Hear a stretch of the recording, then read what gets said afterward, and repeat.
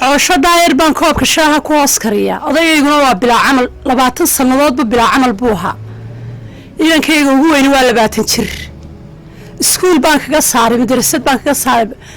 وحلالة إيو ميل هدي اللي يجيو مقالة الدبادة ده ميل عن الحقصة صاري معها يميل عن شيرين كي كهلايو مدن مدح وينه hoos noo soo eegto dadkii aad codka ka doonaysay baanu nahay dadkii ku soo saaray baanu nahay dadkii imikana aad codka ka doonaysay baanu nahay aad doonaysay inay kuu codeeyaan mudana madaxweyne waxaanu nahay xaafadda xiraabo waxaan ku maamulka dowladda hoose ay leeyihiin waanu idin raraynaa cagaf baanu idin gelinaynaa waa kuwa awlaadaydii cosho daayaree wada daldalooshaan ku jiraa maanta haddii aanay maxay helay madaxweynaha iyo maamulku aanay hoos noo eegaynin oo aanay maxay hayday dad waxaan nahay muwaadiniin ah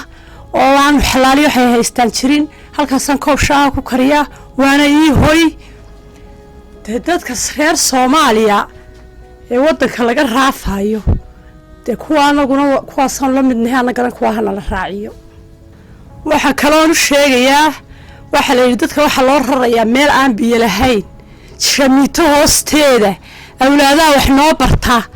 caruuraha sekretariya noogu jira waxaanu gaari ma haysano aan ku soo qaadano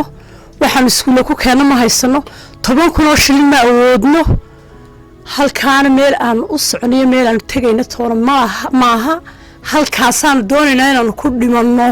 wixii noogu yimaadana aan iskaga celino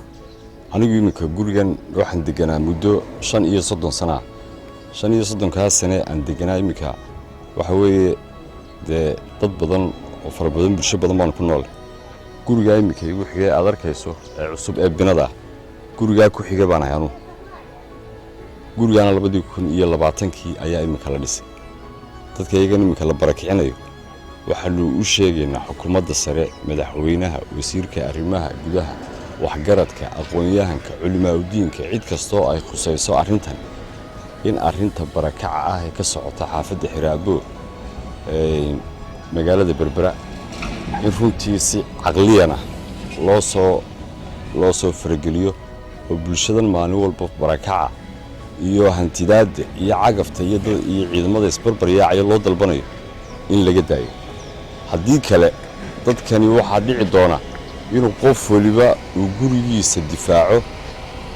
oo uu ku dhex dhinto